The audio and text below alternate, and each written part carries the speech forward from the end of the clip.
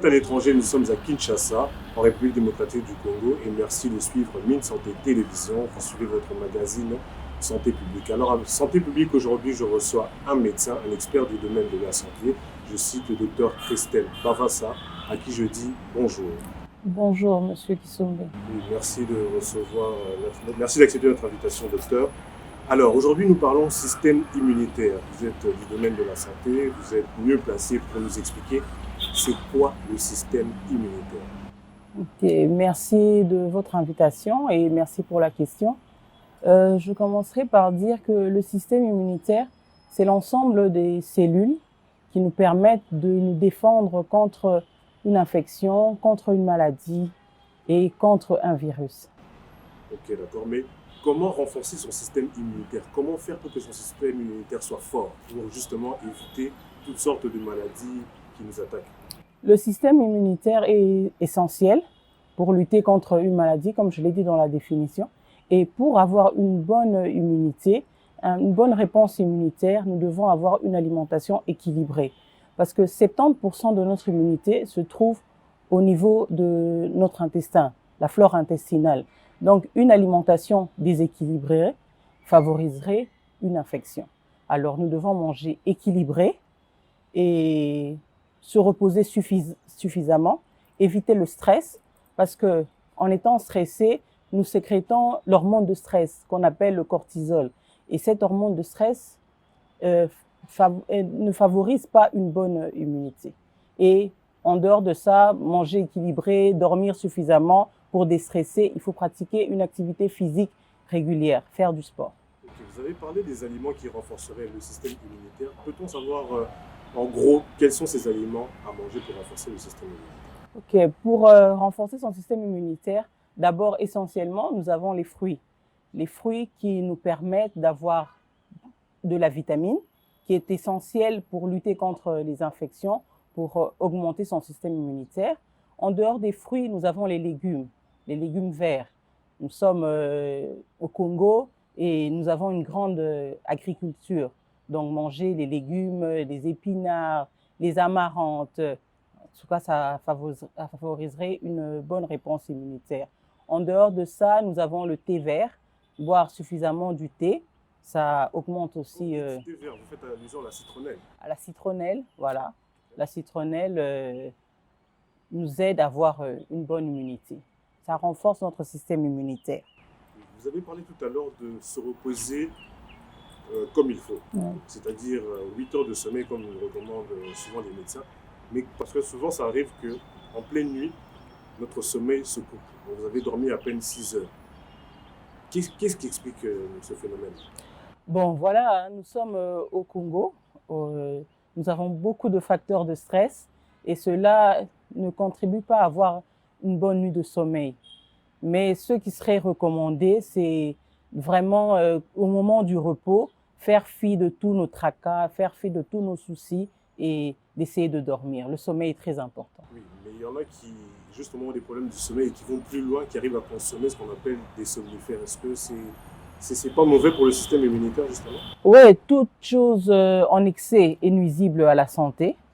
Et il faut en prendre sur prescription médicale.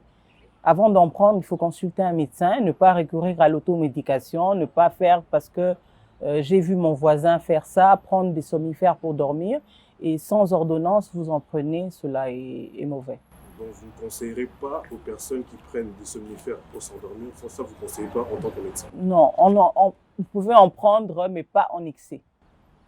Ouais. Mais vous avez parlé d'aliments à consommer, vous avez parlé des légumes, de fruits, amarantes, etc. Ouais. En consommant tous ces aliments-là, ça n'a pas d'effet secondaire en soi? Donc c'est-à-dire si je mange en excès la mangue ou des oranges, est-ce que ça n'a pas d'effet secondaire sur le système, non seulement sur l'appareil digestif ou le système immunitaire?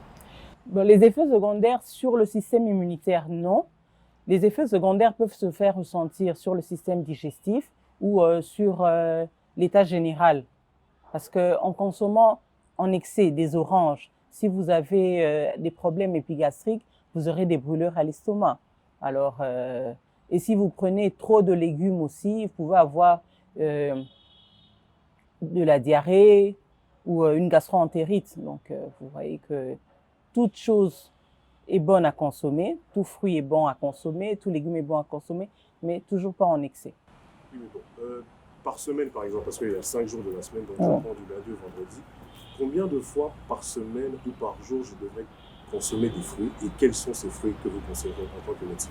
Ok, essentiellement, je conseillerais de prendre les oranges qui sont riches en vitamine C. Et pendant ce temps, nous sommes pendant la période des oranges, donc on en trouve à moindre coût. Il serait recommandé de prendre 2 oranges. Ça dépend de votre tube digestif, de votre estomac. Si vous avez un bon estomac, vous pouvez prendre 2 oranges par jour. Ou au maximum 5 fois par semaine. Ne pas le prendre tous les jours. Okay. En dehors des oranges, nous avons les goyaves, nous avons le kiwi. Le kiwi, quand même, c'est un fruit qui coûte cher. Voilà, c'est rare et puis c'est cher. C'est pas accessible à toutes les bourses. Voilà. Et les légumes, là, on en a à gogo. Et là, vous avez parlé de fruits qui contiennent presque tous de la vitamine C. Mais en dehors de la vitamine C, quelles sont ces autres vitamines qui renforceraient le système immunitaire? En dehors de la vitamine C, nous avons la vitamine D. La vitamine D diminue le risque d'avoir des maladies infectieuses. Et on trouve la vitamine D dans les sardines, dans les aliments gras. Ok, voilà. Et nous avons la vitamine A ainsi que la vitamine E qu'on retrouve dans les carottes, la patate douce. On trouve la vitamine E. Les épinards, les choux contiennent beaucoup de vitamine E. Les choux. Les choux. Et quand vous dites choux, il y a plusieurs variétés de choux. Nous avons qu'on appelle communément les feuilles de laitue ou le chou paumé. Toutes ces variétés de choux sont riches en vitamine E. Mais y a-t-il une boisson naturelle qu'on devrait consommer justement pour renforcer le système immunitaire? Il n'y a pas de boisson naturelle dans le sens que vous allez en pharmacie et vous trouvez un sirop ou une tisane pour booster son système immunitaire. L'essentiel serait faire des jus de fruits ou des jus de légumes, des mixtures. Vous mixez plusieurs fruits ensemble et puis vous buvez sous forme de jus et ça, c'est ce qui est recommandé. Vous avez parlé tout à l'heure de sardines, d'aliments gras, mais il y a des personnes qui seraient hypertendues. Est-ce que c'est conseillé pour des personnes hypertendues, par exemple, de consommer ces aliments gras comme la sardine? Non. En cas d'hypertension, les gens qui souffrent de maladies cardiovasculaires, prendre des aliments gras, des aliments salés, c'est contre-indiqué pour eux. Alors, c'est ainsi que je vous dis que on peut tout manger, mais faire attention aux excès. Une boîte de sardines 2 fois par semaine ne tuerait personne. Mais dans le cas des personnes atteintes de tuberculose, ceux qui fument par exemple, les fumeurs disons, comment devraient-ils faire pour renforcer leur système immunitaire? Parce que d'après les recherches que j'ai faites, fumer aussi affaiblit aussi le système immunitaire. Exactement, parce que au fait, dans le cas actuel avec la maladie à coronavirus, c'est une maladie qui attaque le système respiratoire. Alors les personnes qui ont des problèmes de tuberculose, les fumeurs, déjà leurs poumons sont affectés. Okay? Alors eux, ils sont plus susceptibles d'avoir une maladie respiratoire. Et pour booster leur système immunitaire, c'est la même chose comme quelqu'un qui serait physiquement sain, donc manger équilibré, ça c'est pour tout le monde, se reposer suffisamment, pratiquer une activité physique régulière, ce serait l'idéal. Vous parlez d'activité physique parce qu'il y a des personnes, par exemple, qui sont asthmatiques, pour qui ce n'est pas conseillé de faire une activité physique pendant longtemps. Comme courir, par exemple, pour les asthmatiques, c'est interdit. Alors, comment pourrait un asthmatique renforcer son système immunitaire? Faire du sport, ce n'est pas seulement courir. Oui, mais parce qu'aujourd'hui, à Kinshasa, on a vu que beaucoup de gens se sont lancés dans la marche, dans le footing, le jogging et tout. Mais quand vous dites faire une activité physique, c'est pas seulement la marche. Qu'est-ce que vous conseillez à la place? Bon, il y a plusieurs activités. Je ne suis pas coach sportive, donc je ne pourrais pas m'attarder là. Je n'ai pas trop de précision, mais je sais qu'il y a des étirements, il y a des abdominaux. Vous pouvez faire une marche relax, donc ne pas trop fournir un très grand effort. Et pendant 15-20 minutes, c'est bon. Et dès que vous vous sentez essoufflé, vous pouvez arrêter votre activité physique. Mais pourriez-vous nous dire dans quels fruits nous pourrions trouver la vitamine A, B, C et D? C'est pas seulement dans les fruits. Les fruits, comme j'ai énuméré, l'orange, la goyave, le kiwi, ils sont riches en vitamine C. La vitamine D, comme je l'ai dit, on retrouve dans l'alimentation, une alimentation grasse. La vitamine A, par exemple, j'ai énuméré les carottes, les épinards, les choux. La vitamine E, elle, on les trouve dans les céréales. Hein, les céréales, donc, bon, pas seulement le cornflakes, les céréales, on sait que le pain, c'est du pain, on le fait avec du froment. Et le froment, c'est une céréale. Voilà. Que contient le froment, justement? Quelle vitamine contient le froment? La vitamine E, on le retrouve dans les céréales. Voilà. Et la vitamine A, par exemple, parce que c'est difficile à savoir. Vous consommez un aliment sans pourtant savoir de quelle vitamine elle est contenue. Oui, la vitamine A, je l'ai dit, c'est les choux, les épinards. Ok. Voilà. La patate douce est riche en vitamine A.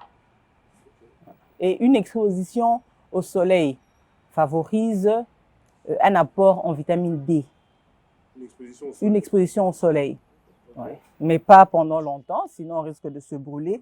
Donc, une exposition au soleil de 15 minutes par jour est bon pour un apport en vitamine D. Et donc, vous pensez que le soleil aussi joue son rôle dans le renforcement du système immunitaire? Oui, exactement. Et je pense que dans la prise en charge des malades dus au Covid-19, il y a aussi un temps d'exposition au soleil. Vous pouvez être en quarantaine, mais vous devez favoriser un temps où vous pouvez recevoir quelques rayons de soleil. Mais c'est quel phénomène ça? Parce que ça chauffe le sang ou comment expliquer ce phénomène? Non, les scientifiques ont prouvé que c'était bénéfique de se mettre au soleil pour avoir un apport en vitamine D. Bon, je pense que nous sommes arrivés à la fin de cet entretien. C'était votre émission Santé publique avec le docteur Bava Sacristel. Merci d'avoir suivi cette émission et je vous laisse suivre les prochains programmes de Mine Santé Télévision.